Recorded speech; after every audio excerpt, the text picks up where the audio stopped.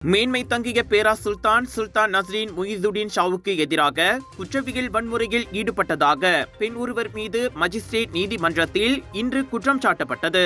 August 31ஆம் தேதி காலை மணி 8:20 அளவில் ஜலான் பங்லிமா புக்கிட் கந்தாங் வஹாப்பில் உள்ள ஈப்போ மாநகர் மன்ற கட்டிடத்திற்கு முன்புறம் இந்த குற்றத்தை புரிந்ததாக 41 வயதுடைய நூர் அஸ்வானி அஃப்னி முகமது ஜுர்கி மீது இந்த குற்றச்சாட்டு கொண்டுவரப்பட்டது.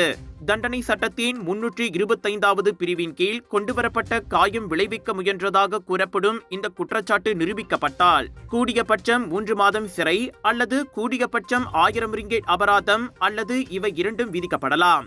மஜிஸ்ட்ரேட் முகமது அரீத் முகமது மஸ்லான் முன்னிலையில் குற்றச்சாட்டு வாசிக்கப்பட்ட போது அமைதியாக காணப்பட்ட நூர் அஸ்வானி அதனை புரிந்து கொண்டதற்கு அடையாளமாக தலையாட்டினார். குற்றம் சாட்டப்பட்டவர் மனசிதைவு நோயால் பாதிக்கப்பட்டுள்ளார் என்பதை பஹாகியா உலுகிந்தா மருத்துவமனையின் தொடக்கக்கட்ட அறிக்கை உறுதிப்படுத்தியதால் அவரிடமிருந்து எந்த வாக்குமூலமும் பதிவு செய்யப்படாது என அரசாங்க தரப்பு துணை வழக்கறிஞர் டிபிபி நஸ்ருல் அடி அப்துல் தெரிவித்தார்.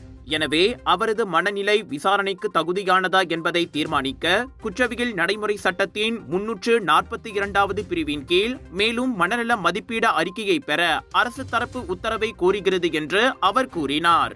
இந்த மனுவை ஏற்றுக்கொண்ட நீதிபதி முகமது அரீத் குற்றம் சாட்டப்பட்டவர் முழு அறிக்கையை பெறுவதற்கு முன் மேலும் மனநல பரிசோதனைக்கு உட்படுத்துவதற்கு உத்தரவிட்டார்.